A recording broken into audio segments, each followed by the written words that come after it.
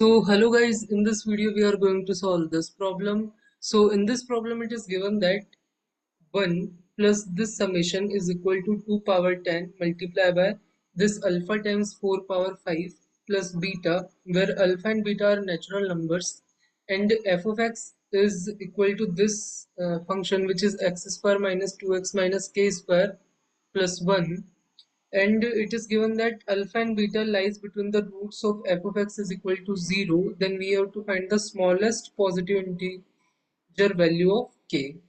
So this informations are given, and based on that we have to find the smallest positive integral value of k. So let's see how we can do this. So first of all, to use this information, if alpha and beta lies between the roots of this, we need the alpha and beta values first of all, so that we get from this thing. So let's see how we can calculate the value of alpha and beta. So in the left hand side we have 1 plus this summation. So we can split this summation into the two parts, like one is 3 power r multiplied by 10 cr, this thing summation, and r multiplied by 10 cr, this thing summation. So I split this summation into these two parts. Now you see, we can write this 10 cr in this way, like 10 divided by r multiplied by 9 cr minus 1. So this is one property, and this r and this r cancel, and the remaining thing is 10 multiplied by this. So I take this 10 to the outside. So this summation will convert into this form. So now we have this. So let's move further. So you see this thing. So we have this thing. So if you open this, it will come like 9c0 plus 9c1 plus 9c2 up to 9c9. And this is a standard summation which is equal to 2 power 9. So you can also see in this way, like if you do the 1 plus x power 9 expansion, you will get 9c0 x power 0, 9c1 x power 1 up to 9c9 x power 9. So if you put x is equal to 1, so in the left hand side you will get 1 plus 1 power 9, and in the right hand side you will have 9c0 plus 9c1 up to 9c9, because this all powers will become like 1 square is equal to 1, here 1 power 9 is equal to 1. So this all things will become 1, and 1 multiplied by this thing, this thing or this thing will result in the same thing. So we have this. So now you see this summation and this summation is same, and this is equal to this 2 power 9. And so we calculated this summation. This is 2 power 9. Now the remaining thing is this summation, which is summation r is equal to 1 to 10, and this thing is 3 power r multiplied by 10 cr. So again, if you do the expansion of 1 plus x power 10, you will get like 10c0 x power 0, 10c1 x power 1 up to 10c10 x power 10. And if you put x is equal to 3, so the left hand side will become like 1 plus 3 power 10, and here you have 10c0 plus 10c1 times 3 plus 10c2 times 3 square up to 10c10 times x power 10. So this is the thing. This is equal to 4 power 10. 1 plus 3 whole power 10 is 4 power 10. And here 10c0 is equal to 1. And now you see, uh, if you expand this, you will get like 10c1 multiplied by 3 power 1 and 10c2 multiplied by 3 power 2 and 10c10 multiplied by 3 power 10. This is the last term. So this thing. And the same thing we have here also. So this thing is equal to this 4 power 10 minus 1. If you take this 1 to the left hand side, this will come like 4 power 10 minus 1. And this thing is equal to this thing. So if you see, this thing will become like 4 power 10 minus 1. So now you can replace this summation by 4 power 10 minus 1 and this summation by 2 power 9. So the final thing will come in this form. One is this 4 power 10 minus 1 we also have, and this 10 multiplied by 2 power 9 we also have here. So this one is this thing, and this 10 multiplied by 2 power 9 is equal to this initial summation that we have.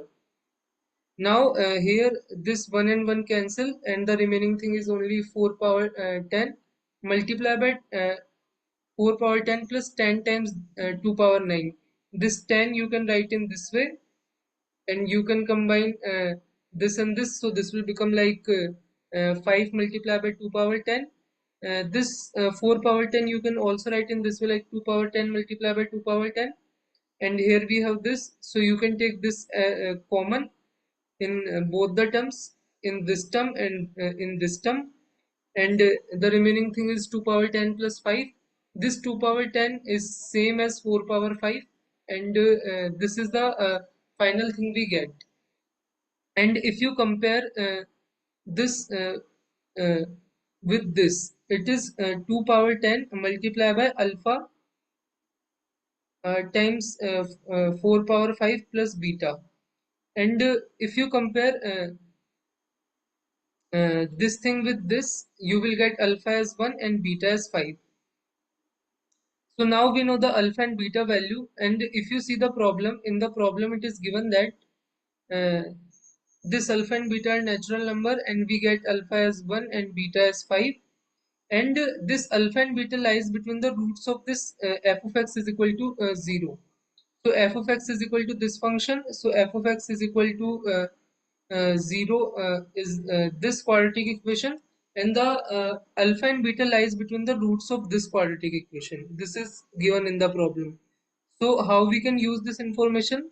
So let's say this is our function f of x. This is which is a quadratic equation, which is x square minus 2x minus k square plus 1, and it has some roots. Let's say this and this, and alpha and beta, which is 1 and 5, lie between the roots of this. So this is the x-axis. So if the roots lie between the roots of this function, that mean that the f of one value is also less than 0. So this is our y-axis, so this is also less than 0, and this value, you can say here, this is also less than 0. So both value must be less than 0 for this function at x is equal to 1 and at x is equal to 5 according to the given information. So now if you calculate f of 1, it will come like 1 square minus 2 times 1 minus k square plus 1. So this all will cancel, and the remaining thing is minus k square, which must be less than 0. So from here we can get k is not equal to 0. Uh, in all cases, this minus of k square is less than 0. Only in k is equal to 0 case, this minus k square is equal to 0. So we discard that case, and the final thing is this. So similarly, if you calculate f of 5, this will come like 5 square minus 2 times 5 minus k square plus 1, which is 16 minus k square, and this must also be less than 0. So from here we can get k square greater than 16. So this implies that k belongs to minus infinity to minus 4 union 4 to infinity for k square to be greater than 16.